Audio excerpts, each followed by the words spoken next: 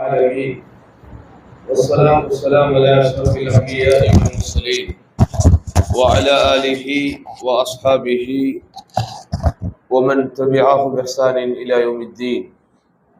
أما بعد، اللهم علمنا ما ينفعنا وانفعنا بما علمتنا إنك أنت العليم الحكيم. ربنا زدنا علما وارزقنا فهما وأنت أحكم الحاكمين. அன்புள்ள சகோதரிகளே, தாய்மார்களே, எல்லாம் வல்ல அல்லாஹ்வின் பேரருளால் பெரும் கிருபையினால்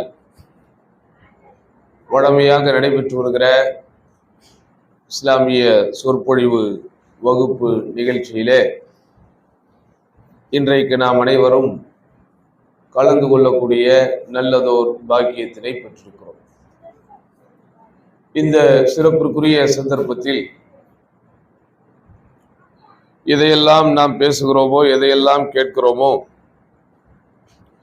அதன்படி வாழுகிற நல்ல பாக்கியத்தை வல்ல இறைவன் நம் அனைவருக்கும் தந்தருள்வானாக என்ற பிரார்த்தனையோடு இன்றைய சொற்பொழிவு நிகழ்ச்சியை ஆரம்பம் செய்வோம். இன்றைக்கு இந்த சிறப்பான ஒன்று கூடலில் அல்லாஹ்வினுடைய அருள் மழையென பொழிகிற இந்த மாலை நேரத்தில் மறுமையை பற்றிய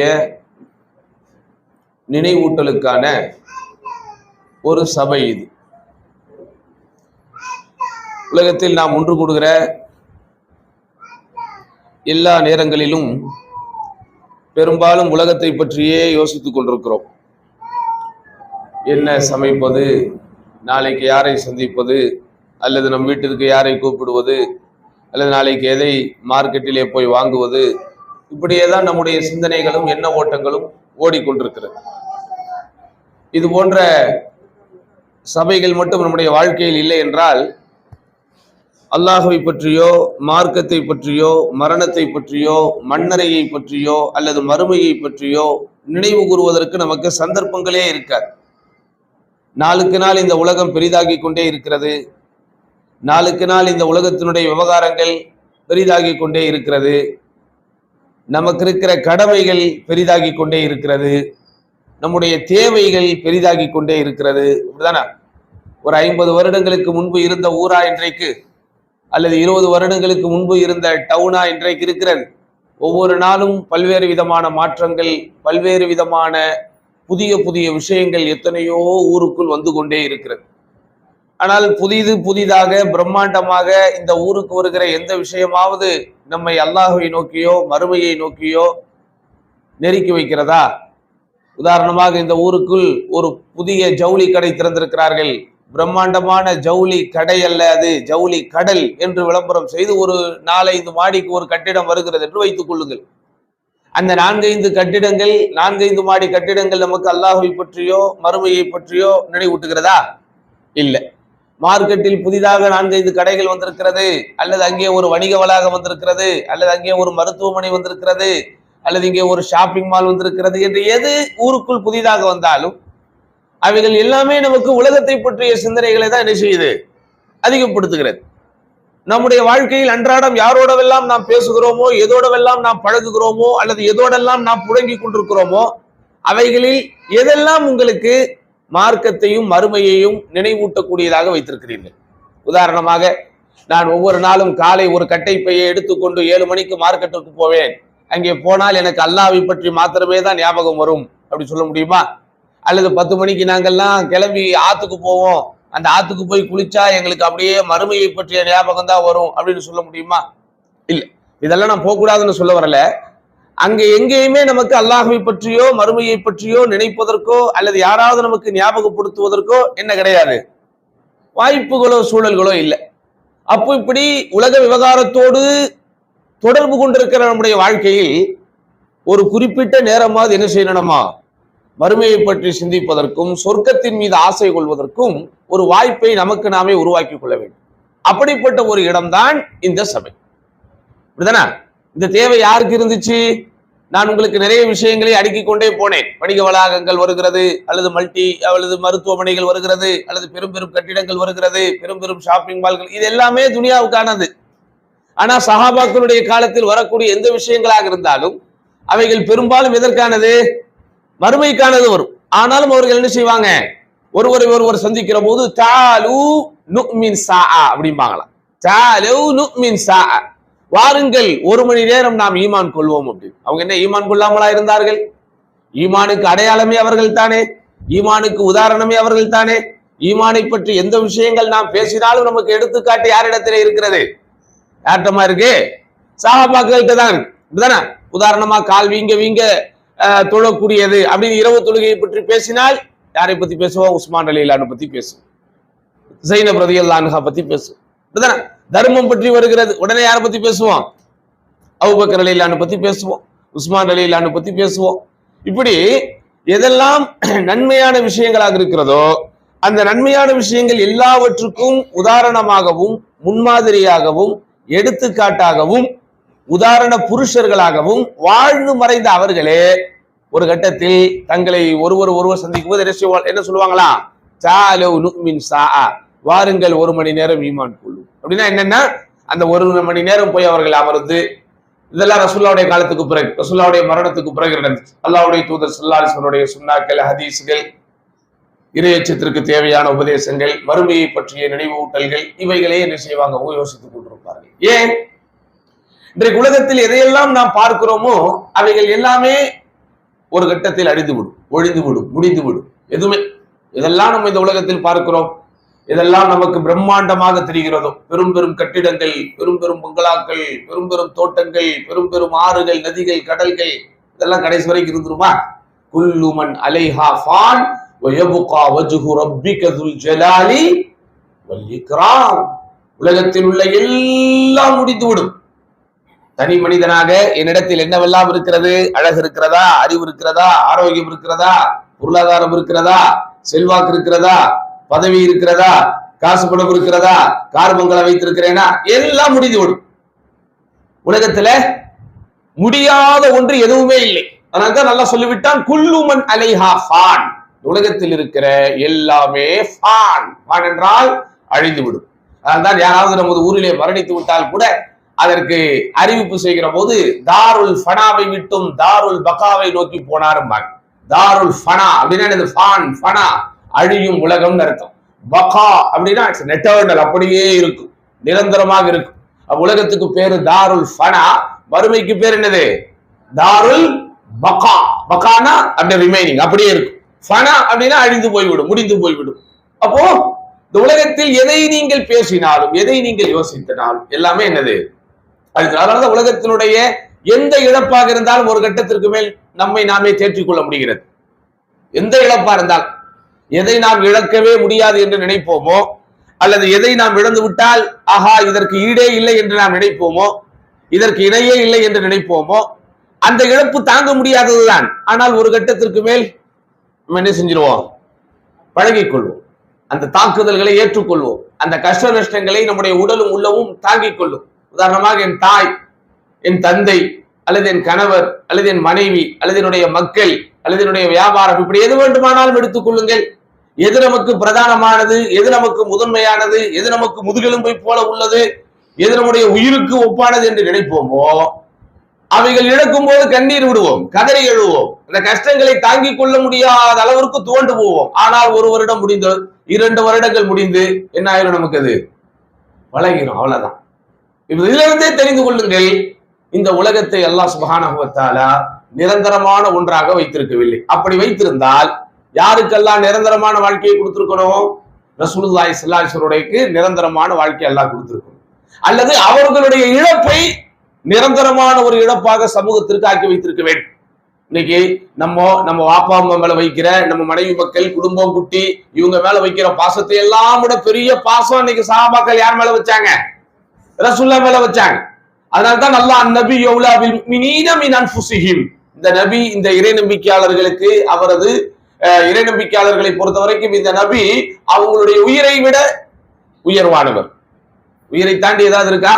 உச்சந்தலை முதல் உள்ளங்கால் வரை இருக்கிற உடல் உறுப்புகள் எல்லாம் இயங்குவது உயிர் என்கிற ஒன்று இந்த உடலில் ஒட்டி இருக்கும் வரைக்கும் தான்.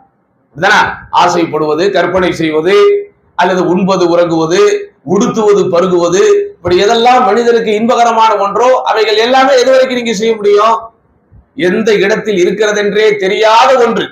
உயிர் எங்க இருக்குன்னு சொல்ல முடியுமா? கண்ணில் இருக்கா உயிர்? காதுல இருக்கா? மூக்குல இருக்கா? யாருக்குமே தெரியும். அலூட காடி ரூஹ் குலிர் ரூஹு மின் அம்ரி ரப்பி. நபியே, ரூஹ் என்கிற உயிரை பற்றி உங்களிடத்திலே கேட்கிறார்கள், நீங்கள் சொல்லுங்கள், அது என் இறைவன் மட்டுமே அறிந்த விஷயம். குலிர் ரூஹு மின் அம்ரி ரப்பி, அது என் இறைவனது கட்டளையில் இருந்து உள்ள ஒரு விஷயம். யாராலும் அறிய முடியாது, யாராலும் அறிய முடியாது. அப்படிதானா? ஆனால் அந்த ஒன்றுதான் உடலில் இருக்கிற எல்லா பாகங்களையும் இயங்க வைத்துக் கொண்டிருக்கிறது. அந்த ஒன்றுதான் உடலில் இருக்கிற எல்லாவற்றையும் எங்கா தன்மையில் இருந்தாலும் அதை இயங்க வைத்துக் கொண்டிருக்கிறது. அந்த உடலில் ஒட்டி இருக்கிற ஒன்று போய்விட்டால் இயங்கும் தன்மையில் இருக்கிற எல்லாமே இயங்கா தன்மைக்கு போய்விடும்.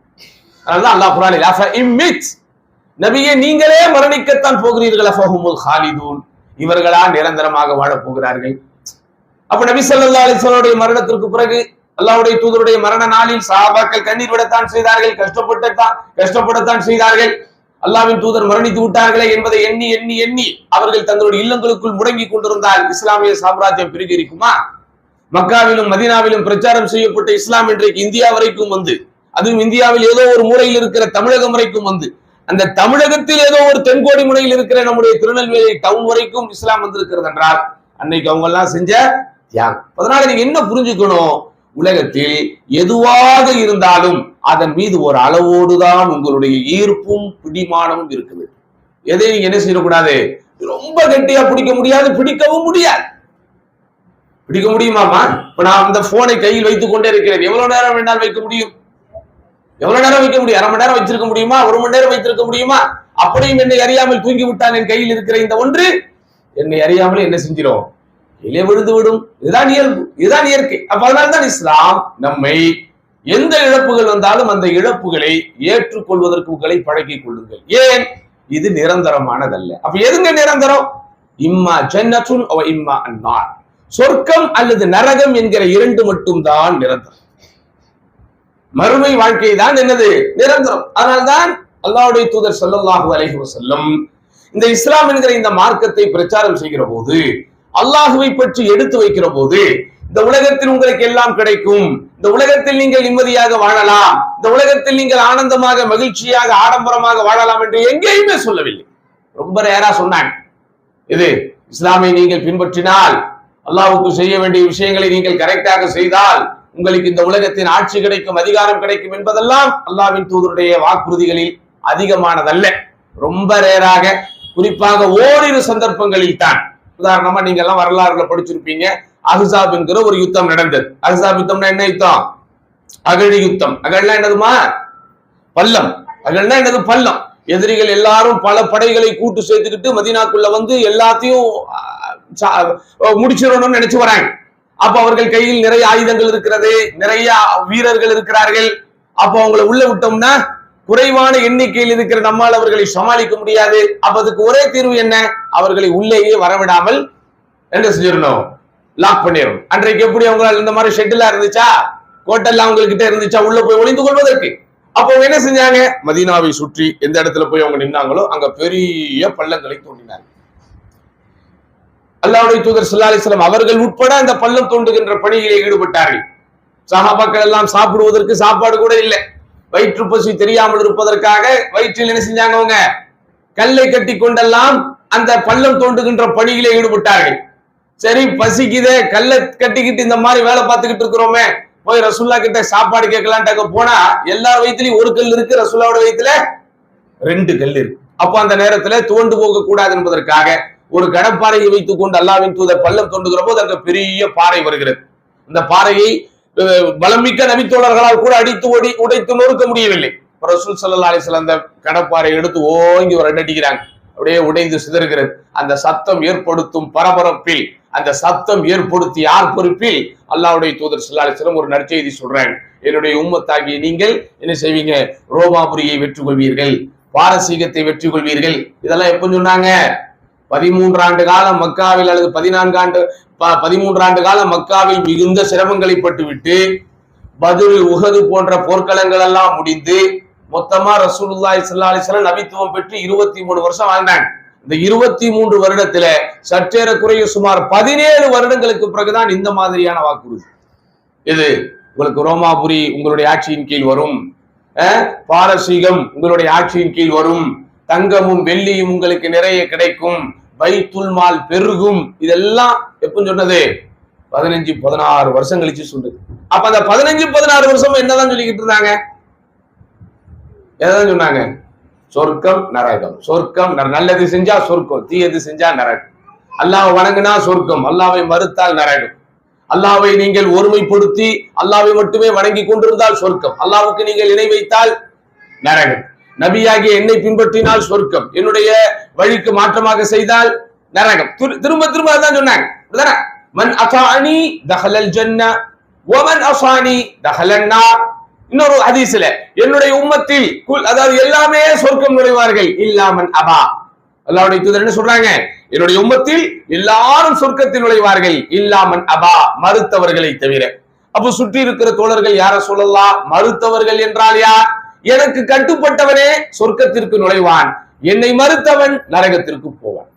அப்போ அல்லாஹ்வை வணங்குவதில் ஆரம்பித்து, அல்லாஹ்வின் தூதர் ஸல்லல்லாஹு அலைஹி வஸல்லம் அவர்களை பின்பற்றுவதில் ஆரம்பித்து, தொழுகை போன்ற வணக்க வழிபாடுகளில் ஈடுபடுபவர்கள் ஆரம்பித்து, தான தர்மம் போன்ற சதக்கா சக்காத்துகள் கொடுப்பவர்கள் ஆரம்பித்து, எல்லாமே கொடுத்தா உங்களுக்கு சொர்க்கம், கொடுக்காம விட்டா நரகம். தொழுதா உங்களுக்கு சொர்க்கம், தொழாம விட்டா நரகம். ஆனால் இந்த சொர்க்கத்தையும் நரகத்தையும் அவர்கள் கண்ணால் கண்டார்களா? அவர்களுடைய காலத்திற்கு பிறகு இதோ 14 நூற்றாண்டுகள் முடிந்து போய்விட்டது, இன்னும் மைக்கு போட்டு சொர்க்கம் நரகம் என்றுதான் நாம் சொல்லிக் கொண்டிருக்கிறோம். நம்ம யாராவது அந்த சொர்க்கத்தையோ நரகத்தையோ பார்த்தோமா? பார்க்க முடியுமா இந்த உலகத்துல?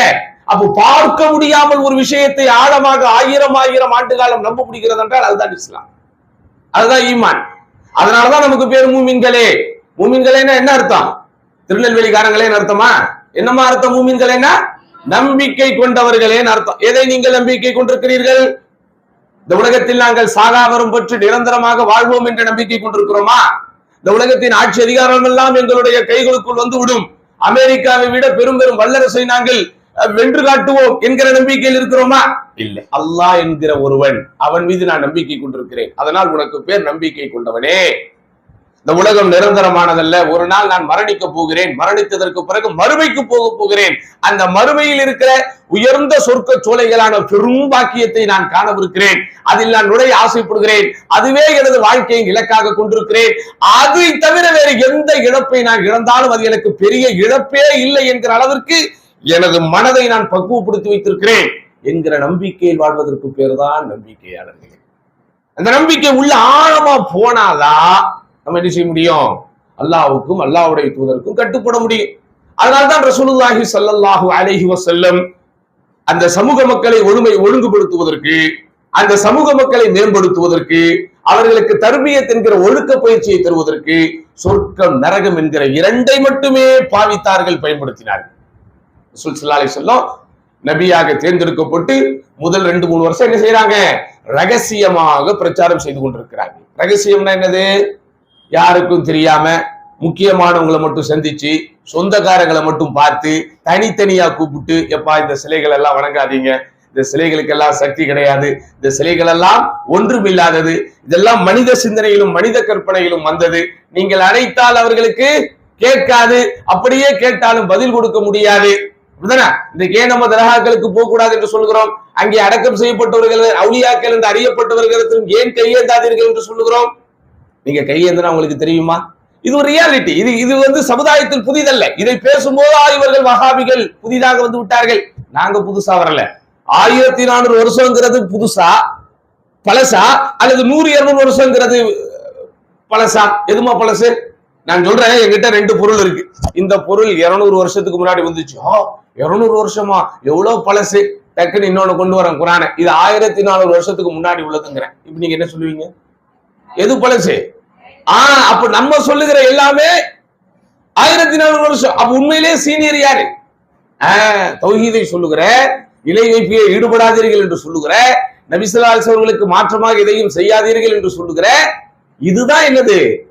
பழசு. உதாரணமா நபி ஸல்லல்லாஹு அலைஹி வஸல்லம் பிறந்த நாள் எல்லாருமே கொண்டாடிக்கிட்டு இருக்கிறாங்க. சமுதாயத்தில் உள்ள எல்லா முஸ்லிம்களும் கொண்டாடுறாங்க. அப்படி கொண்டாடுவதை பெருமை என்று நினைக்கிறார்கள். இதை கொண்டாடாதீர்கள் என்று சொல்லும்போது வஹாபிகள் புதுசா வந்துட்டீங்க. நான் புதுசா வரல, 1400 வருஷத்துக்கு முன்னாடி நபி கொண்டாடல. இது புதுசா பழசா சொல்லுங்க. 30 வருடம் ஆட்சி செய்த கலீஃபாக்கள் கொண்டாடல, புதுசா பழசா? அவர்களுக்கு பிறகு பல்லாண்டு காலம் வாழ்ந்த ஆயிஷா ரலியல்லாஹு அன்ஹா அவர்கள் போல அனஸ் இப்னு மாலிக் போன்ற நபித்தோழர்கள் அவங்க கொண்டாடல, புதுசா பழசா? நீங்க எல்லாரும் ஏற்றுக்கொண்டிருக்கிற இமாம் அபூ ஹனீஃபா, இமாம் ஷாஃபிஈ அவங்க எல்லாம் கொண்டாடல, புதுசா பழசா? அப்ப நம்ம சொல்றதுதான் உண்மையான பழசு. அது புதுசா இவங்க காதுல போய் உங்கனால இவங்களுக்கு அது என்னது புதுசா தெரியுது. புரியுதா உங்களுக்கு? அப்போ அந்த முத 2 வருஷம் அல்லாஹ்வுடைய தூதர் ஸல்லல்லாஹு அலைஹி வஸல்லம் அப்படி ரகசியமா மறைமுகமா தனித்தனியா மக்களை பார்த்து எல்லாம் சொல்றாங்க. ஒரு கட்டத்தில் அல்லாஹ்வின் தூதருக்கு கட்டளை வருகிறது. எப்படி? வஅன்ஸிர் அஷீரத்தகல் அக்ரபீன், நபியே உங்களுக்கு நெருக்கமான உறவுக்காரர்களை அச்சமூட்டி எச்சரிக்கை செய்யுங்க. உலகத்துல ஒரு ஊரா போய் பேசுறது பெருசல்ல, நமக்கு சொந்தக்காரங்களை கூட்டி வச்சு பேசுறோமே அதுதான் ரொம்ப பெருசு, அதான் முக்கியமானது, அதான் முதன்மையானது. ஒரு ஊராக போய் பேசுவது அல்ஹம்துலில்லாஹ் சிறப்பிற்குரியதுதான். ஆனால் அதை விட பெரும் பேருக்குரியது எது? என்னுடைய இரத்த பந்தங்களுக்கும் என்னுடைய சொந்த பந்தங்களுக்கும் என்னுடைய ஊர்க்காரர்களுக்கும் என்னுடைய உறவுக்காரர்களுக்கும் அல்லாஹ்வை பற்றி சொல்லுவதுதான் முதன்மையானது. அப்ப அதனாலதான் அல்லாஹ்வின் தூதர் ஸல்லல்லாஹு அலைஹி வஸல்லம் அல்லாஹ் கட்டளையை இப்படி சொன்னார், வஅன்ஸிர் அஷீரத்தகல் அக்ரபீன், நபியே உங்களுக்கு நெருக்கமான உறவுக்காரர்களுக்கு அச்சமூட்டி எச்சரிக்கை செய்யும். உடனே ரசூலுல்லாஹ் என்ன பண்ணாங்க? இன்னைக்கு நம்ம வைக்கிற பயானுக்கெல்லாம் முத முன்மாதிரியான பயானு அதுதான். என்ன செய்யறாங்க? ஸ்பெஷல் இன்விடேஷன், சிறப்பான, அதாவது ஒரு சிறப்பிற்குரிய தனித்துவமான அழைப்புதலை அல்லாஹ்வின் தூதர் ஸல்லல்லாஹு அலைஹி வஸல்லம் உறவுக்காரர்களுக்கு மட்டும்தான் சொன்னாங்க. குறைஷி குலத்தில் இருக்கிற எல்லாத்தையும் கூப்பிடுறாங்க. குறைஷி என்பது அவர்களது குலத்திற்கு பேர், அபு ஹாஷிம் என்பது அவர்களது குடும்பத்திற்கு பேர். அப்ப அவங்களுடைய குடும்பத்தை சார்ந்த தாய் வழி தந்தை வழி உறவுக்காரர்கள் யாரெல்லாம் இருக்கிறாங்களோ அவங்க எல்லாத்தையும் கூப்பிடுறாங்க. கூப்பிட்டு ஒவ்வொரு ஆளுக்கும் தனித்தனியாக ரசூலுல்லாஹி ஸல்லல்லாஹு அலைஹி வஸல்லம் சொல்றாங்க. எப்படி? இந்த மாதிரி அல்லாஹ்வை மட்டும்தான் வணங்கணும், அல்லாஹ் அல்லாதவர்களை வணங்கக்கூடாது. இதை சொல்லிட்டு என்ன அல்லாஹ்வின் தூதர் அங்கே பிரத்யேகமாக அங்கே வாக்குறுதி ஒரு வாதத்தை வைத்தார்கள். உதாரணமா தன்னுடைய மகள் ஃபாத்திமா ரலியல்லாஹு அன்ஹா அவங்களுக்கு கூப்பிட்டியா, ஃபாத்திமா சலீனி மா ஷி'தி மின துன்யா, இந்த உலகத்தில் நீ விரும்பியதை கேள், நான் முடிந்தால் தருகிறேன். ஆனால் இன்னி லா உக்னி அன்கி மினல்லாஹி ஷையா, அல்லாஹ்வின் புறத்தில் இருந்து வரக்கூடிய எதையும் என்னால் தடுக்க முடியாது. அப்படின்னா என்ன?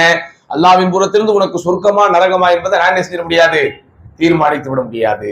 அல்லாஹ் உனக்கு தரக்கூடிய எதையும் எனக்கு நான் தடுத்து விட முடியாது. இப்படி ரசூலுல்லாஹி ஸல்லல்லாஹு அலைஹி வஸல்லம் அவர்களது முதன்மையான பிரச்சாரத்தை துவங்கியதிலிருந்து அந்த மக்களுக்கு சொன்ன ஒரே அடிப்படையான உபதேசம் சொர்க்கம் நரகம், சொர்க்கம் நரகம். இந்த ரெண்டுல உங்களுக்கு என்ன வேணும்?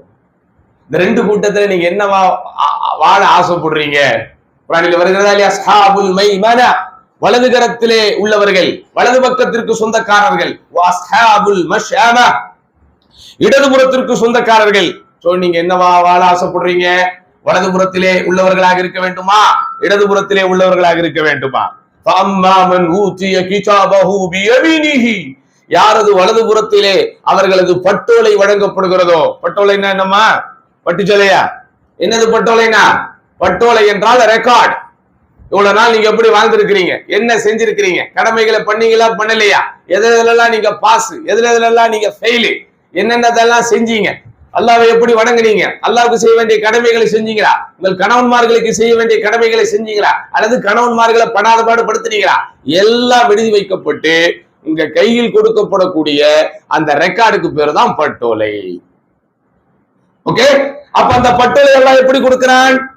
சிலருக்கு வலதுகரத்திலே கொடுக்கிறான், சிலருக்கு இடதுகரத்திலே கொடுக்கிறான். நீங்கள் யாராக இருக்க ஆசைப்படுகிறீர்கள்? அதே மாதிரி கேள்வி கணக்கு, அல்லாஹ் சுப்ஹானஹு வ தஆலா கேள்வி கணக்கு கேட்பான். உலகத்திலே உள்ள கேள்வி கணக்கை போலவா, உலகத்தில் விசாரிப்பதை போலவா? உலகத்தில் இருக்கிற விசாரணைகளும் உலகத்தில் இருக்கிற நீதிமன்றங்களும் உலகத்தில் இருக்கிற எல்லா மக்களுக்கும் ஒரே மாதிரி தான் இருக்கிறது என்று நம்மால் சொல்ல முடியுமா?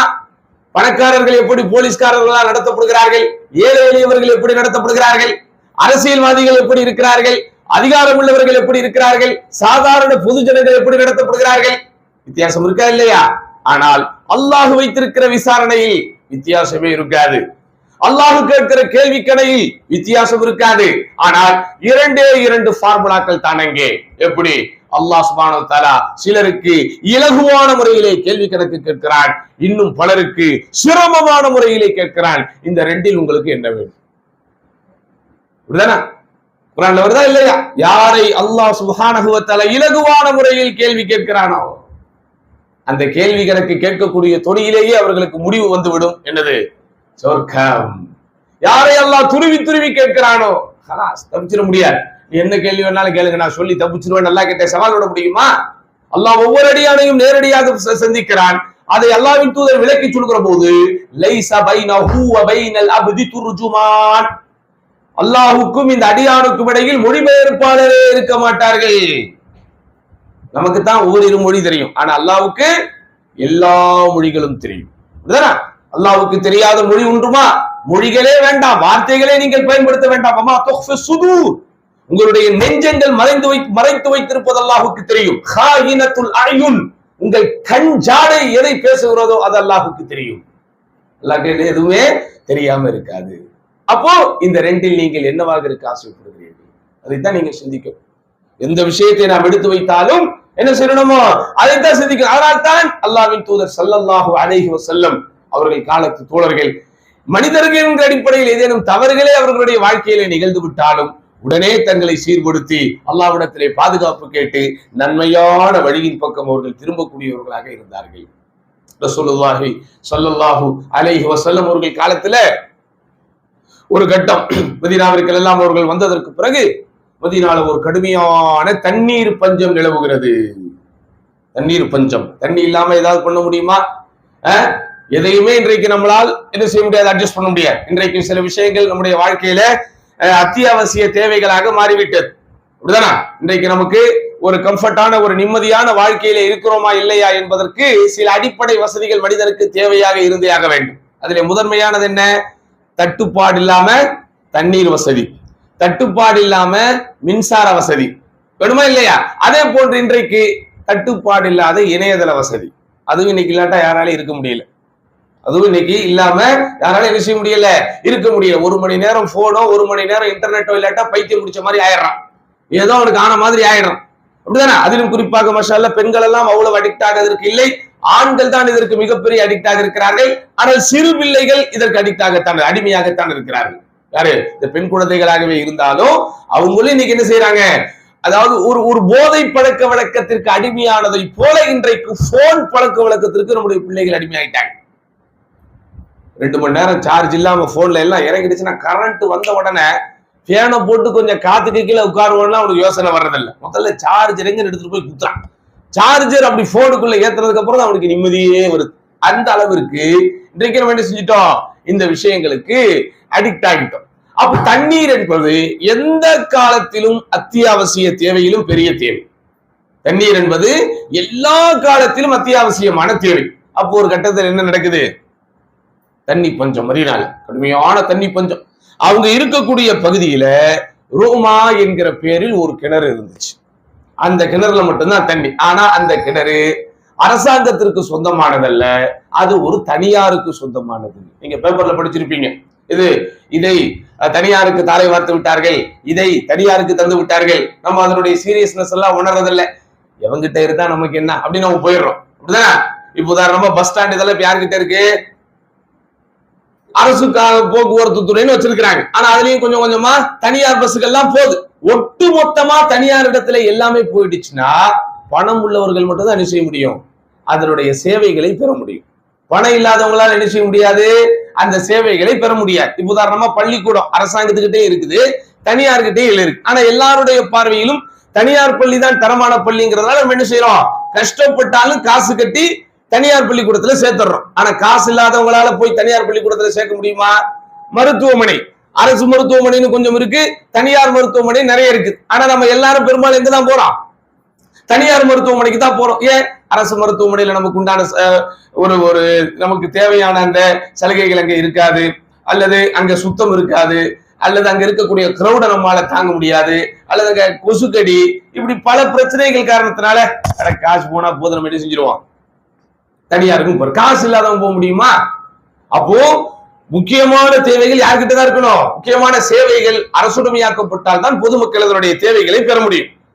அப்ப அந்த காலத்துல தண்ணீர் இல்லாமல் எல்லாரும் சிரமப்பட்டு கொண்டிருக்கக்கூடிய அந்த காலகட்டத்துல அந்த ரூமா என்கிற ஒரே ஒரு கிணறு தான் இருக்கு. அந்த கிணறுல மட்டும்தான் தண்ணீர்.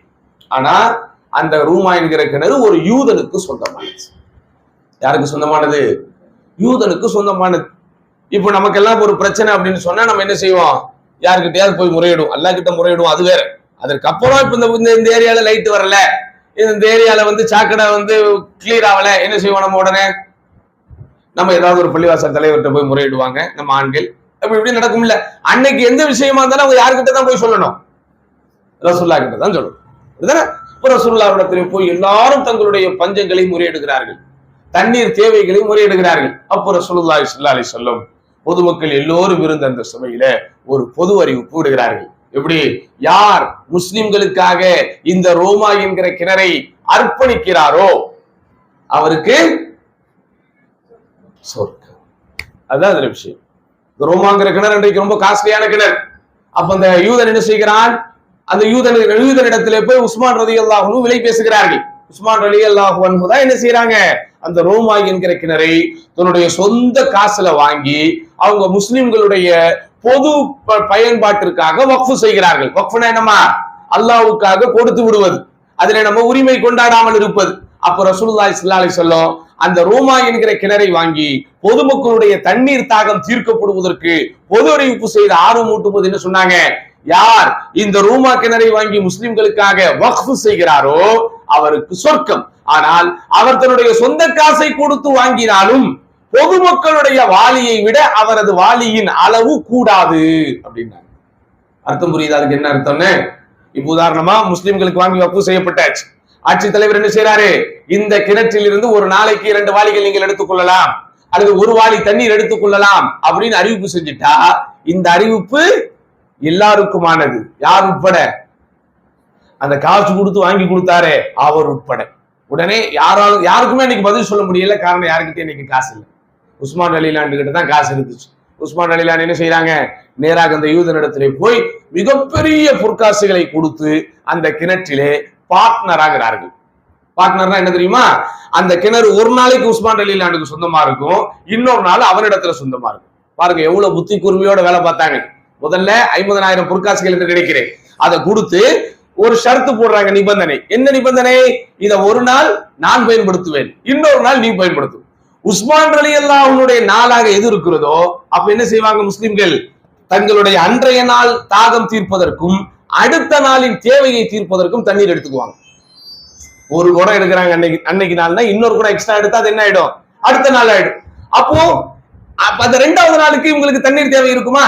நாளைக்கு தண்ணீரின் தேவையை இன்றையே நான் பிடித்து வைத்து விட்டால் எனக்கு நாளைக்கு தேவை இருக்குமா? அப்ப அந்த இவனுடைய நாளாக என்றைக்கு வருகிறதோ, இந்த யூதனுடைய நாளாக என்றைக்கு வருகிறதோ அன்றைக்கு யாருமே தண்ணீர் தேவைக்காக இவரிடத்தில் வருவதே இல்லை. அவங்க எங்களுக்கு 10 குடம் வேணும், 20 குடம் வேணும், அவன் காசு வாங்கிட்டு கொடுப்பான். ஆனா முதல் நாள் தான் உஸ்மான் ரலியல்லாஹு என்ன செஞ்சிட்டாங்க? உங்களுடைய தாகத்திற்கும் உங்களுடைய தேவைக்கும் எடுத்துக்கொள்ளுங்கள் அப்படின்னு சொல்லிட்டதுனால இவனுடைய நாட்கள் வரும்போது இவனுக்கு வியாபாரமே இல்லை. கடைசியில் இவனே இறங்கி உஸ்மான், யாருமே என்கிட்ட தண்ணி வாங்க வர மாட்டேன்றாங்க, அதனால என்ன செய்யுங்க, இதை நீங்கள் வீடு வாங்கி கொள்ளுங்கள், இப்போது நீங்க 25,000 கொடுத்தா போதும் அப்படிங்க. முதல்ல பாதி எவ்வளவு ரேட்டு சொன்னா? அப்ப எந்த இடத்திலும் டிமாண்ட் கூடும் போதுதான் ரேட் என்ன செய்யும்? கூடும். டிமாண்ட் குறையும் போது ரேட் என்ன செஞ்சிடும்? குறைஞ்சிடும். இன்னைக்கு ஒரு சென்ட் 10 லட்சம் 15 லட்சம் ஒவ்வொரு இடத்துல ஏத்துறாங்க. ஏன் ஏத்துறாங்க? தேவைகள் இருக்குது. எல்லாரும் எத்தனை கோடி செலவானாலும் பரவாயில்ல, எனக்கு இந்த ஏரியால தான் வீடு வேணும்னு முடிவு எடுத்துட்டா அப்ப அந்த இடத்துக்கு சொந்தக்காரர் என்ன செய்வாரு?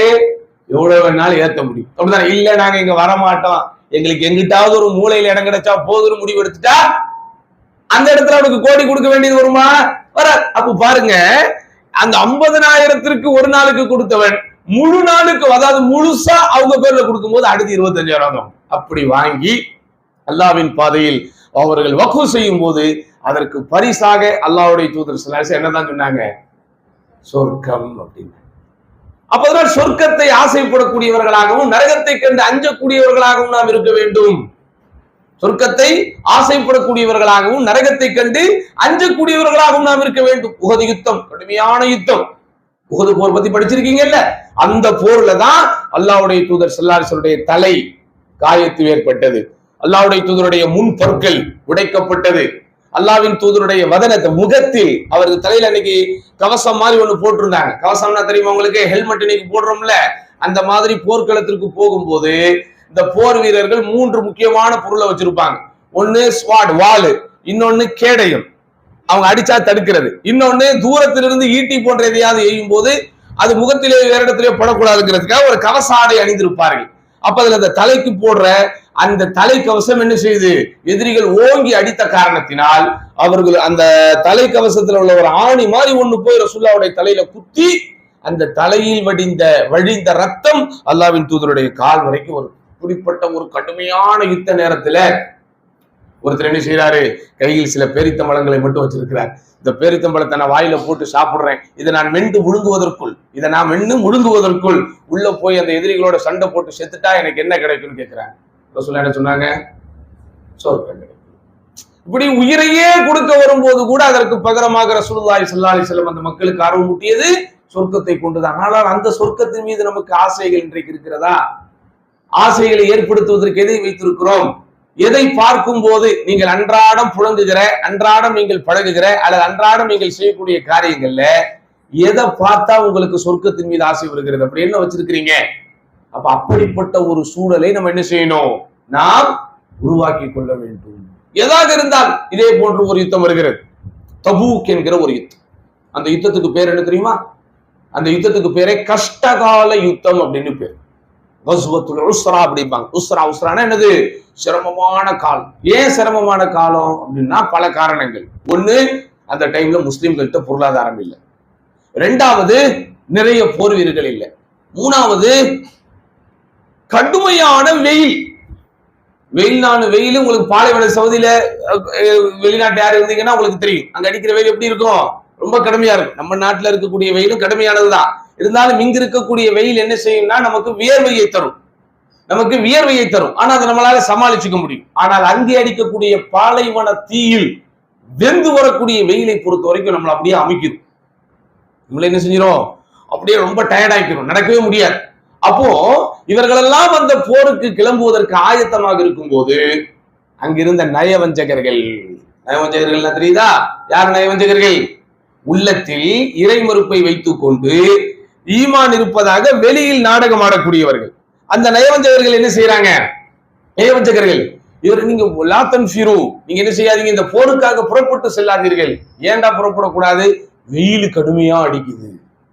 இப்போ அல்லாஹ் ஒரு வசனத்தை இறக்கிறான். இப்படி இந்த எதிரிகள், இந்த நயவஞ்சகர்கள் போருக்கு ஆயத்தமாக கூடியவர்களை பார்த்து இப்போது நீங்கள் கிளம்பி செல்லாதீர்கள், காரணம் கடுமையான வெப்பமாக இருக்கிறது என்று நபியே நீங்கள் அவர்களுக்கு சொல்லுங்கள். நாரு ஜஹன்னம், ஜஹன்னத்துடைய நெருப்பு, நரகத்துடைய நெருப்பு, அஷத்து ஹர்ரா, இதைவிட கடுமையான வெப்பமாக இருக்கும் என்று சொல்லுங்கள். அப்போ ஆர்வமூட்டுவதற்குண்டான ஒன்றாக சொர்க்கம், அவர்களை அச்சமூட்டுவதற்குண்டான ஒன்றாக நரகம். இதையே சொல்லித்தான் அல்லாஹ்வின் தூதர் ஸல்லல்லாஹு அலைஹி வஸல்லம் மக்களை என்ன செஞ்சாங்க? தர்பியத்துப்படுத்தினார்கள். இதே போன்று ஒரு பெருநாள் தினத்தன்று அல்லாஹ்வுடைய தூதர் ஸல்லல்லாஹு அலைஹி வஸல்லம் ஆண்களுக்கு உபதேசம் முடித்துவிட்டு பெண்கள் பகுதிக்கு வந்தார்கள். ஏன்னா பெண்கள் அல்லாஹ்வுடைய தூதர் ஸல்லல்லாஹு அலைஹி வஸல்லம் கிட்ட ஒரு வேண்டுகோள் வைத்திருந்தார்கள். என்ன வேண்டுகோள்? ஆண்கள் மட்டும் எப்போதும் உங்கள் சபையிலே அவையிலே அமர்ந்து நிறைய விஷயங்களை கற்றுக்கொள்கிறார்கள், பெண்களாகிய எங்களுக்கு கற்றுக்கொள்வதற்குண்டான ஒரு தனி சபையே இல்லை. அதனால நீங்க என்ன செய்யுங்க? எங்களுக்கு ஒரு சபையை ஏற்படுத்துங்கள். பாருங்க அந்த பெண்கள் எவ்வளவு, இன்னைக்கு இருக்கக்கூடிய பெண்கள் பூரா என்ன கேட்கிறாங்க? எங்களுக்கு அந்த உரிமைகள் வேண்டும், இது வேண்டும் கேட்கிறாங்களா இல்லையா? ஆனா நம்முடைய இஸ்லாம்ல அவர்களுக்கு கேட்காமலேயே அது கிடைத்தது.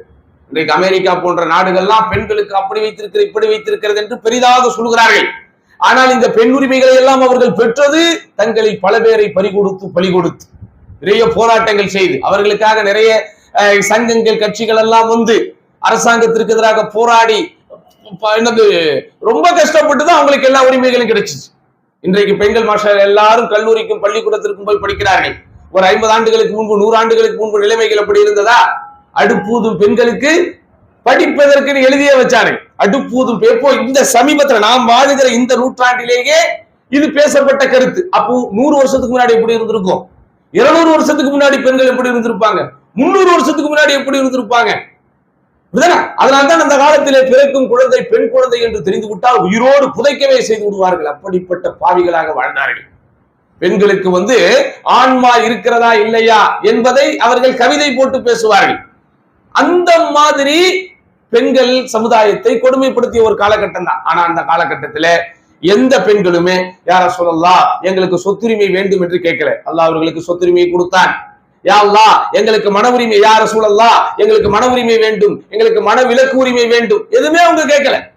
மகளாக, மனைவியாக, தாயாக அவள் எடுக்கிற எல்லா சிறப்பிலும் பொறுப்பிலும் அவளுக்கு சிறப்பை தந்தது, அப்படிதானே? ஆனா அவங்க எதை வேண்டுகோள் வச்சாங்க? யா ரசூலல்லாஹ் உங்களோட நாங்க ஜிஹாதுக்கு வரணும். ஜிஹாதுக்குன்னா அல் ஹஜ். உங்களுடைய ஜிஹாத் எதுல இருக்கு? ஹஜ்ஜில் இருக்கு.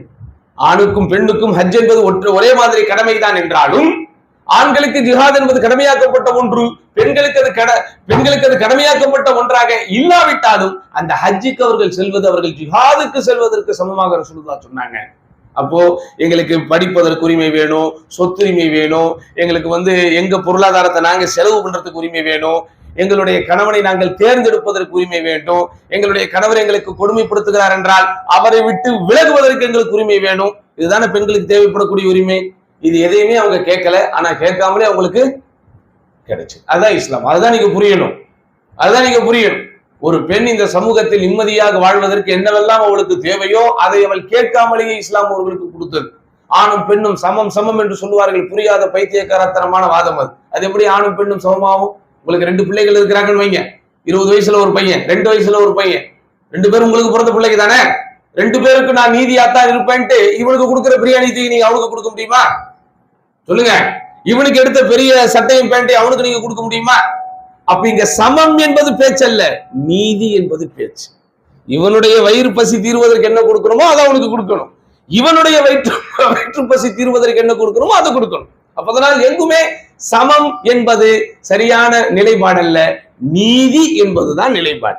அப்ப ஆணுக்கு என்ன வேண்டும் அதை இஸ்லாம் கொடுத்திருக்கிறது, பெண்களுக்கு என்ன வேண்டும் அதை கொடுத்திருக்கிறது. ஆக நாம் ஒரு நீதியான மார்க்கத்தில் இருக்கிறோம். அப்போ இந்த உலகத்தில் வாழ்வதற்கு அவர்களுக்கு தேவையான உரிமைகள், சலுகைகள் எல்லாம் அவர்கள் கேட்காமலே அவர்களுக்கு கிடைத்தது. அப்ப அவங்க கேட்டு ரிக்வெஸ்ட் பண்ண ஒரு விஷயம் என்ன?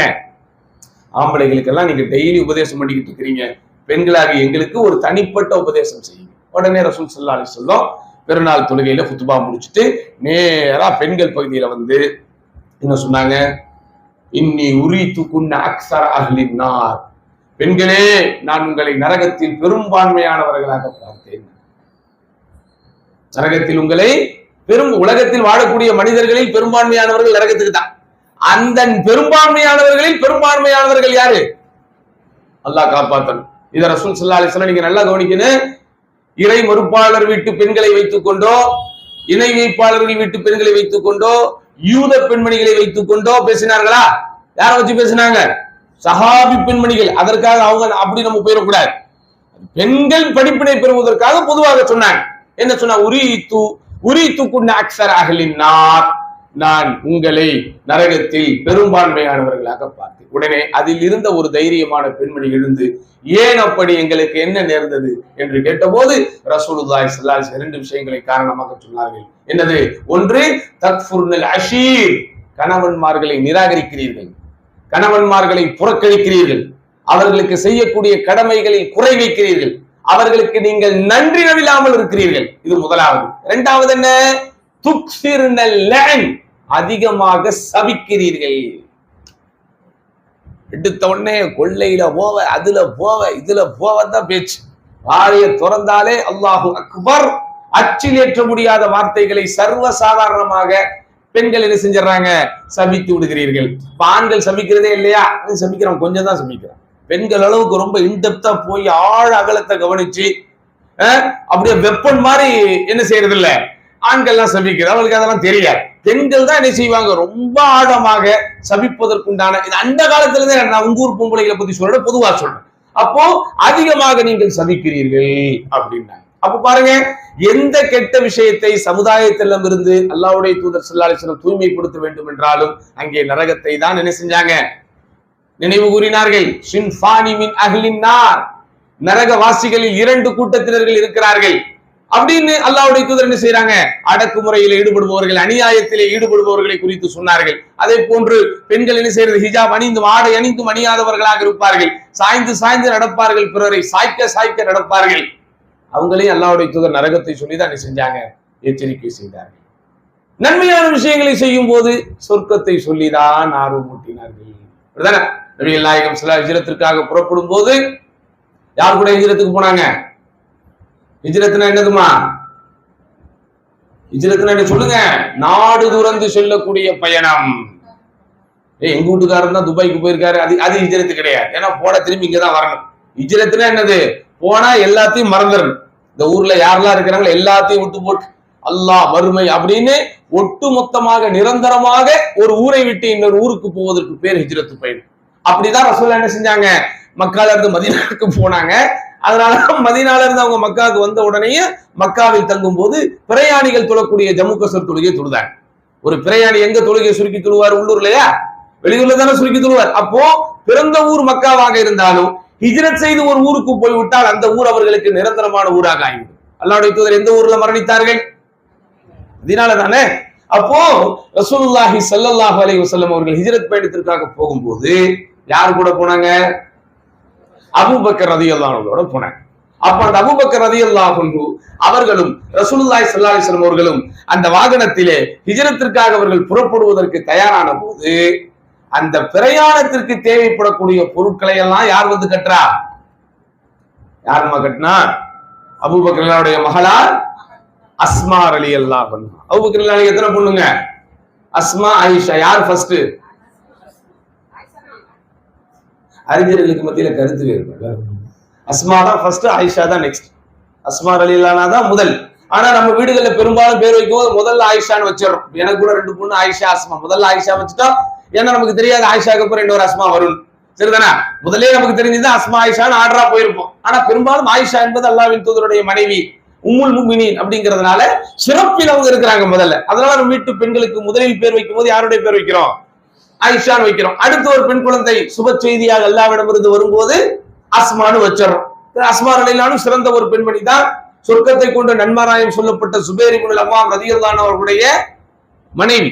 அபூபக்கர் ரலியல்லாஹு சொர்க்கத்தை கொண்டு நன்மாராயம் சொல்லப்பட்டவர். அஷரத்து முபஷரான்னு சொல்றோம்ல, சொர்க்கத்தை கொண்டு நற்செய்தி சொல்லப்பட்ட 10 பேர். அதுல ஒருத்தர் இவங்க வாப்பா, இன்னொருத்தர் இவங்க கணவர். அப்படிப்பட்ட சிறப்பான ஒரு நபித்தோழி என்ன செய்யறாங்க, அந்த ட்ரெஸ், அந்த சாப்பாடு அதெல்லாம் மூட்டை கட்டும் போது கட்டுறதுக்கு கயிறு இல்லை. அந்த டைம்ல எங்க போய் தேடுவீங்க? எல்லாம் எதிரிகள் அப்படியே கொட்ட கொட்ட பார்த்துக்கிட்டு இருக்கிறாங்க இவங்களை பிடிக்கிறதுக்கு. உடனே கொஞ்சமும் யோசிக்காமல் பாவாடைக்கு கட்டுவதற்கு நாடா இருக்கும்ல, அதை டபக்குன்னு கழட்டி என்ன செய்யறாங்க, அந்த பயண மூட்டையை அந்த வாகனத்துல கட்டுறாங்க. ரசூலுல்லாஹி ஸல்லல்லாஹு அலைஹி வஸல்லம் பார்த்த உடனே எந்த பெண்ணும் அவ்வளவு சீக்கிரம் எதை செய்ய மாட்டாங்க, அவங்களுடைய இந்த நாடா கயிறையெல்லாம் அவ்வளவு சீக்கிரம் ஊத்தர மாட்டாங்க. ஆனா அல்லாஹ்வுக்காக, அல்லாஹ்வுடைய மார்க்கத்திற்காக, அகிலத்தின் அருட்கொடை ரசூலுல்லாஹி ஸல்லல்லாஹு அலைஹி வஸல்லம் ஹிஜ்ரத் பயணம் போறாங்க. அப்ப அவங்களுக்கு ஒரு இடையூறு வந்து விடக்கூடாது என்பதற்காக உடனே சமயோஜித புத்தியின் அடிப்படையில் அந்த சன்மார்க்க சேவையை அந்த அஸ்மா ரலியல்லாஹு அன்ஹா அவர்கள் செய்த போது அல்லாஹ்வின் தூதர் ஸல்லல்லாஹு அலைஹி வஸல்லம் பார்த்து பிரமித்து சிலாகித்து, அஸ்மா, அல்லாஹ் உனக்கு சொர்க்கத்தில் 2 நாடாக்களை தருவான். அதுல இருந்து அவங்களுக்கு பேரு ذاتுன் நதாகைன். நதாக் அப்படின்னா ஒரு கயிறு, ذات النتاقين அப்படின்னா என்னது, சொர்க்கத்தின் இருக்கச்சாடைக்குரியவள் நீ அப்படின்னு சொல்லி சுப செய்தி சொன்னார். அப்போ யார் எந்த நன்மையை செய்தாலும் அவர்களுக்கு ரசூலுல்லாஹி ஸல்லல்லாஹு அலைஹி வஸல்லம் சொர்க்கம் அப்படிங்கறத சொல்லிதான் வழிகாட்டினாங்க. யார் எந்த தீமையை செய்தாலும் நரகம்னு சொல்லிதான் அச்சமூட்டி எச்சரிக்கை செய்தார்கள். ஒரு நபித்தோழருக்கு ஒரு அடிமை ஒருவர் இருந்தார், அபூ தர் அல் கிஃபாரி என்று நினைக்கிறேன் அவருடைய பேர். அவர் என்ன செய்யறாரு, தன்னுடைய அடிமையை கோபத்தில் கையில் இருக்கிற சாட்டையை கொண்டு வேகமாக அடித்து விடுகிறார். அவர் பண்ண தப்புக்குத்தான், சும்மா அடிக்கல. அன்றைக்கெல்லாம் அடிமைகளை சும்மாவே அடிப்பாங்க. பெண்கள் எப்படி மோசமாக நடத்தப்பட்டார்களோ அதை விட பல்லாயிரக்கணக்கான மடங்கு மோசமாக நடத்தப்பட்டவர்கள் யாரு? அடிமைகள். அடிமைகள் என்பவர்களுக்கு அங்க வந்து எந்த பேச்சுமே கிடையாது, என்ன வேணாலும் அவங்க செய்யலாம். ஆனா அப்படிப்பட்ட சூழ்நிலையில அல்லாஹ்வுடைய தூதர் ஸல்லல்லாஹு அலைஹி வஸல்லம் அவர்களுக்கெல்லாம் நல்லொழுக்க பயிற்சி கொடுத்து நல்லவர்களாக மாற்றிய காரணத்தினால் அவங்க அந்த அடிமைகளுக்கு என்ன செஞ்சாங்க, உரிமைகளை கொடுத்து சலுகைகளை கொடுத்து அவர்கள் அப்படியே நல்ல முறையில பார்த்துக்கிட்டாங்க. அப்படி ஒரு கோபத்துல சாட்டை வச்சு அடிச்ச உடனே அல்லாஹ்வுடைய தூதர் ஸல்லல்லாஹு அலைஹி வஸல்லம் அங்கிருந்து என்ன செய்யறாங்க, இந்த சஹாபியின் பேரை சொல்லி கண்டிக்கிறார். என்ன சொல்லி கண்டிச்சாங்க தெரியுமா? நிச்சயமாக அல்லாஹ் இதைவிட பெரிய சாட்டையை வைத்து உங்களை அடிப்பதற்கு சக்தி பெற்றவன். உடனே அவர் பயந்துட்டு, அன்த ஹுர்ருன் லிவஜ்ஹில்லாஹ், அல்லாஹ்வுடைய முகத்திற்காக உன்னை உடனே நான் உரிமை விடுகிறேன் அப்படின்னு. இப்படி யோசிச்சு பாருங்க, ஒரு அடிமையை உரிமை விடுறதுங்கிறது சாதாரணமானதல்ல. ஒரு ஆளை நீங்க வேலைக்கு வச்சீங்கன்னா மாசம் எவ்வளவு கொடுக்கணும்? ஒரு இன்னைக்கு இருக்கிற சூழ்நிலையில உங்க வீட்டுல ஒரு 8 மணி நேரம் ஒரு அம்மா மெய்டா வேலை பார்க்குது, அல்லது ஒரு ஆள் உங்க வீட்டுல 8 மணி நேரம் வேலை பார்க்கிறாருன்னு வைங்க, அவருக்கு நீங்க குறைந்தபட்ச ஊதியமாக ஒரு 10,000 15,000 கொடுக்குறீங்க. 24 மணி நேரம் வேலை பார்த்தா, மாசம் பூரா வேலை பார்த்தா, வருஷம் பூரா வேலை பார்த்தா, நம்ம கிட்ட வேலை பார்க்கிற ஆட்களுக்கு குறிப்பிட்ட நேரம், காலையில வருவாங்க, இந்த டைம்ல போயிருவாங்க, வாரமான லீவ் இருக்குது, பெருநாள் லீவ் இருக்குது, அப்படிதானே? அவங்களுக்கு சம்பளம் இருக்குது. ஆனா அடிமைகள் என்போர் அப்படி அல்ல. அவர்களுக்கு சம்பளமும் கிடையாது, விடுமுறையும் கிடையாது, அவங்களுக்கு யாருமே கிடையாது. அவங்களுக்கு கேர் ஆஃப் இந்த வீடு, அவ்வளவுதான். அப்போ ஒருவரை இவர் உரிமை விட்டு விட்டார் அப்படின்னு சொன்னா, மாஷா அல்லாஹ், அவர் ஒரு சுதந்திரமானவராக மாறிவிட்டார் என்றால், அவர் ஒரு பெண்ணை திருமணம் செய்து அவருக்கு வரக்கூடிய வாரிசுகள் உட்பட ஒரு தலைமுறையே என்னாவது சுதந்திரமானவர்களாக மாறுகிறார்கள். அப்படி அல்லாஹ்வுடைய தூதர் ஸல்லல்லாஹு அலைஹி வஸல்லம் அவர்களுக்கு பிரத்யேகமாக வழிகாட்டிய காரணத்தினாலதான் அன்றைக்கு இருந்த அடிமைகள் இன்றைக்கு இல்லை. யார் எந்த தப்பு செஞ்சாலும், எந்த பாவம் செஞ்சாலும், அந்த பாவ பரிகாரத்திற்குண்டான ஒரு அடிப்படையாக என்ன செஞ்சாங்க? அடிமைகளை உரிமை விடணும் சொல்லி அவர்களை அல்லாஹ்வின் தூதர் ஸல்லல்லாஹு அலைஹி வஸல்லம் தூண்டியதன் விளைவு இன்றைக்கு அடிமைகள் என்போரே இல்லை என்கிற அளவிற்கு ஒரு சூழலை இஸ்லாமிய மார்க்கம் உருவாக்கி வைத்திருக்கிறது. நண்பார்ந்த சகோதர சகோதரிகளே, எத்தனையோ விஷயங்களை பேசுகிறோம், எத்தனையோ விஷயங்களை கேட்கிறோம். அவைகளை எல்லாம் இந்த காதில் கேட்டு இந்த காதில் விடுவது என்பது சரியான விஷயம் அல்ல. மனிதர்கள் தான், நம்ம எவ்வளவு கேட்டாலும் எவ்வளவு நம்ம பேசினாலும் நம்மிடத்திலும் தவறுகள் நிகழத்தான் செய்யும். ஆனால் அதையும் தாண்டி ஒரு பக்குவம் நம்மிடத்திலே இருக்கும். அல்லாஹ்வுடைய தூதர் ஸல்லல்லாஹு அலைஹி வஸல்லம் சபையில யாரு? ஹந்தலத்துல் கஸீல் என்பார்கள். ஹந்தலத்துல் கஸீல்னா என்னது? அவங்க பேர் ஹந்தலா ரலியல்லாஹு அன்ஹு. உஹது யுத்தத்துல அவர் அல்லாஹ்வுடைய புதுசா கல்யாணமானவர், அல்லாஹ் போருக்கு அழைப்பு வந்தவன புறப்பட்டு போய் கொல்லப்படுறார். அப்போ அவரை மலக்குமார்கள் குளிப்பாட்டிய காரணத்தினால் அவருக்கு பேர் ஹந்தலத்துல் கஸீல், மலக்குகளால் குளிப்பாட்டப்பட்ட ஹந்தலா என்பது அவருடைய பேர். அப்படியாப்பட்ட நபித்தோழரே ஒரு நாள் ரசூல் ஸல்லல்லாஹு அலைஹி வஸல்லம் சபையிலிருந்து ஏஞ்சிக்கிட்டு ஓடுறார். நாஃபக ஹந்தலா, நாஃபக ஹந்தலா, ஹந்தலாவாகிய நான் முனாஃபிக்காகி விட்டேன். முனாஃபிக்கினா என்ன ஏற்கனவே சொன்னேன் நான் உங்களுக்கு. நயவஞ்சகன் ஆயிட்டேன் அப்படின்னு சொல்லிட்டு ஓடுறார். அவர் அபூபக்கர் ரலியல்லாஹு அன்ஹு பிடிச்சி நேரா ரசூல்லா கிட்ட கொண்டு வந்து பாருங்க இப்படி சொல்லிட்டு ஓடுறாரு, என்னன்னு கேளுங்க. உடனே ரசூல்லா கேட்கிறாங்க, ஏன் இப்படி சொல்றீங்க, என்ன ஆச்சு உங்களுக்கு? உடனே அவங்க சொன்னாங்க, யா ரசூலல்லாஹ், உங்கள் சபையில் அமரும் போது நீங்கள் பேசுவதை கேட்கிற போது மரணத்தை பற்றியும் மறுமையை பற்றியும் அதிகம் நாங்கள் யோசிக்கிறோம், சிந்திக்கிறோம். ஆனால் எங்கள் மனைவி மக்கள் என்று இரண்டரை குடும்பத்தில் நாங்கள் கலந்து வாழும் போது இவைகளை எல்லாம் மறந்து போய் விடுகிறோமே. அப்போ உங்ககிட்ட இருக்கும்போது எங்களுக்கு ஒரு முகமும், என்ன அந்த பக்கம் போன உடனே இன்னொரு முகம் வரும்போது இது நாடகம் தானே, நடிப்பு தானே அப்படின்னு அவங்க சொன்ன உடனே ரசூலுல்லாஹி ஸல்லல்லாஹு அலைஹி வஸல்லம் உங்களுக்கு சொல்றாங்க, ஹக்கதா, இப்படித்தான் இறை நம்பிக்கை என்பது இப்படித்தான் இருக்கும். இறை நம்பிக்கை என்பது இப்படித்தான் இருக்கும். லவ் குன்தும் ததுமூன் அலா மா தகூனூன இன்தி லஸாஃபஹத்குமுல் மலாயிகத்து வலா துருகிக்கும் வஃபுருஷிக்கும். என்னிடத்தில் இருப்பதை போலவே நீங்கள் நிரந்தரமாக இருந்து விட்டால் மலக்குகள் உங்களோடு வந்து கை கொடுப்பார்கள். மலக்குகள் நமக்கு கை கொடுக்க முடியுமா? அப்போ நம்முடைய வாழ்க்கையில் தவறுகள் என்பது வரும், பலவீனங்கள் வரும், கடமைகளில் சில குறைகள் நாம் வைக்கத்தான் செய்வோம். ஆனால் அதையும் தாண்டி நம்முடைய சிந்தனையில் சொர்க்கம் நரகம் என்று வரும்போது அதற்கு முதன்மையான இடம். அம்மாவா வாப்பாவா சொர்க்கமா? என்ன தேர்ந்தெடுப்பீங்க? சொர்க்கம். காசா பணமா சொர்க்கமா? சொர்க்கம். சும்மா சொல்லிட்டு போக கூடாது, அது அப்படியே உள்ளத்திற்குள் போய்விட வேண்டும். சொர்க்கத்தின் மீது இருக்கிற ஆசையும், சொர்க்கத்தின் மீது இருக்கிற ஆவலும், சொர்க்கத்தின் மீது இருக்கிற காதலும் உள்ளத்தில் போய்விடும். அப்படி போனாதான் அஸ்ஸலாத்து கைரும் மினன் நௌம், தூக்கத்தை விட தொழுகையே மேலானது என்கிற அழைப்பு வரும்போது இந்த தூக்கத்தை விட்டு நம்ம எங்க போவோம்? தொழுகைக்கு போவோம். அந்த சொர்க்கத்தின் மீது நமக்கு இணைபிரியாத அல்லது நிரந்தரமான ஒரு வெறித்தனமான ஒரு ஆசை இருந்தால்தான் நமக்கு அல்லாஹ் கொடுத்திருக்கக்கூடிய காசு பணத்தில் கொஞ்சமாவது என்ன செய்யணுமோ அடுத்தவர்களுக்கு கொடுக்கும். இப்படி நம்முடைய வாழ்க்கையை தர்பியத்து செய்வதில், நம்முடைய வாழ்க்கையை ஒழுங்கமைப்பதில் மிகப்பெரிய பங்கு எதுக்கு இருக்குது? சொர்க்கத்தின் மீது நமக்கு இருக்கிற ஆசையும் அதே போன்ற நரகத்தின் மீது நமக்கு இருக்கக்கூடிய அச்சத்திற்கும் இருக்கிறது. அதனாலதான் அல்லாஹ்வுடைய தூதர் ஸல்லல்லாஹு அலைஹி வஸல்லம் எல்லாம் நபியாக அனுப்பும் போது எப்படி சொல்றான்? பஷீரன் வ நதீரா. நம்ம பேர் வைக்கிறோம்ல பஷீரா அப்படின்னு. என்னது? நற்செய்தி சொல்லக்கூடியவர். எதை கொண்டு நற்செய்தி? எதை கொண்டு? சொர்க்கத்தை கொண்டு.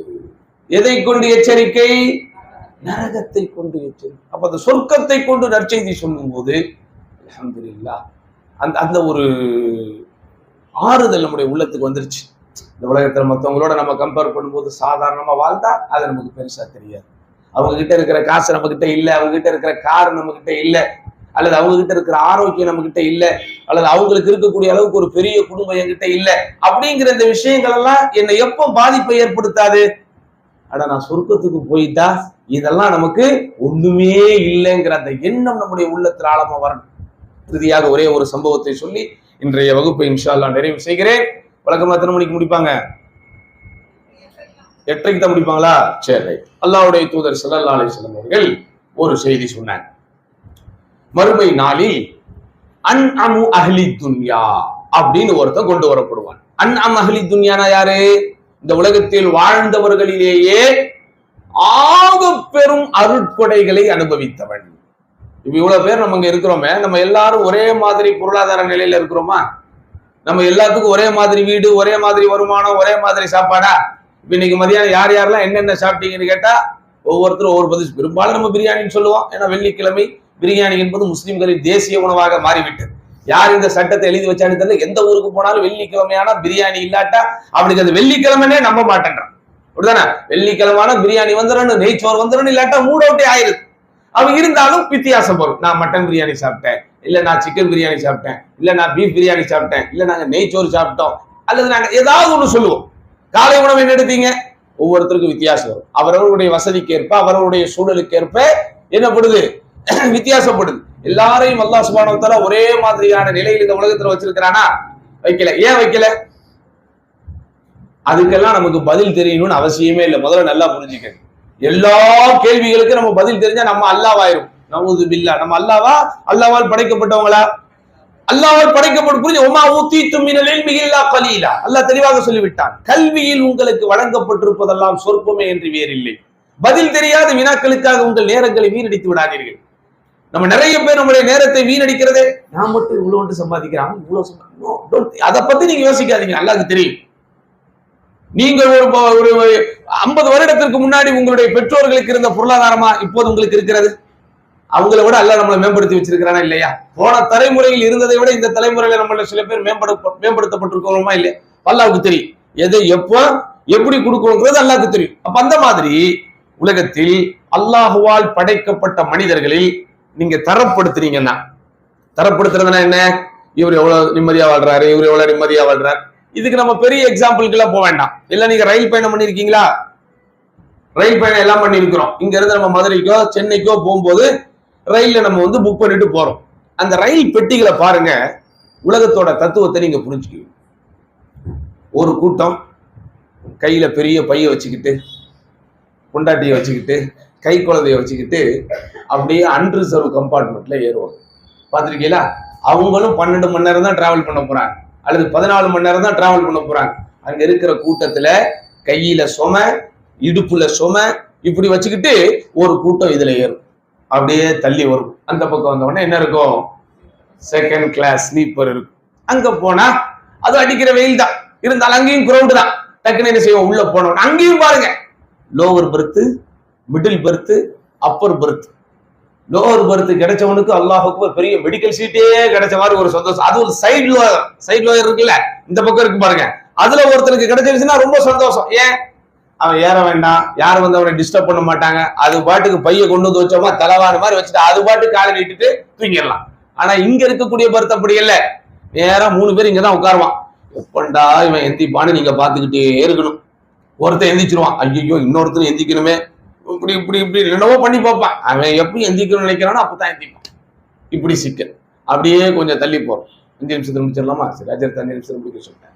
அப்படியே நம்ம போறோம். அங்க போட்டோம்னா 3 டயர் ஏசி, குழு குழு குழு உள்ள இருந்தாலும், ஆனா ஒவ்வொரு இதுலயும் அடுக்குலயும் 3 பேர் இருக்கான். அப்படிதானே? அங்கேயே நெரிசல். அதுவும் அந்த 3 டயர் ஏசின்னு போது அங்க இருக்கிற ஜம்முக்கான பெட்ஷீட்லாம் அவ்வளவு ஒரு குவாலிட்டியா இருக்காரு. அப்படியே 2 டயர் ஏசி. அங்க போங்க, அகலமான பெர்த், ஒரு இடத்துல 2 பேர் தான். இன்னும் கொஞ்சம் தள்ளி போங்க, ஃபர்ஸ்ட் கிளாஸ் ஏசி. இப்படி ஒரு சாதாரண ரயில் பெட்டியில் உலக தத்துவம் அடங்கி இருக்கிறது. அவனுடைய வசதி மட்டும் காரணம் அல்ல, வாய்ப்பும். அன்ரிசர்வ்ல போற எல்லாரும் ஏழைகள் அர்த்தம் இல்ல. அவனுக்கு டிக்கெட் கிடைச்சிருக்காது. அப்படிதானே? திடீர்னு 5 மணிக்கு கூப்பிட்டுருப்பாங்க, நீங்க வந்தே ஆகணும். அப்ப என்ன செய்வான்? அப்போ வசதி மட்டும் காரணம் அல்ல, வாய்ப்பும் காரணம். அப்ப வசதி வாய்ப்பு என்கிற காரணத்தினால் நம்ம என்ன செய்யறோம்? ஒரு ரயில் பெட்டியை அனுபவிப்பவர்களுக்கு எப்படி வித்தியாசம் இருக்கிறதோ அந்த மாதிரி உலகத்தில் இருக்கக்கூடிய மனிதர்களில் அல்லாஹ் சுப்ஹானஹு வ தஆலா நிறைய வித்தியாசங்களை வைத்திருக்கிறான்.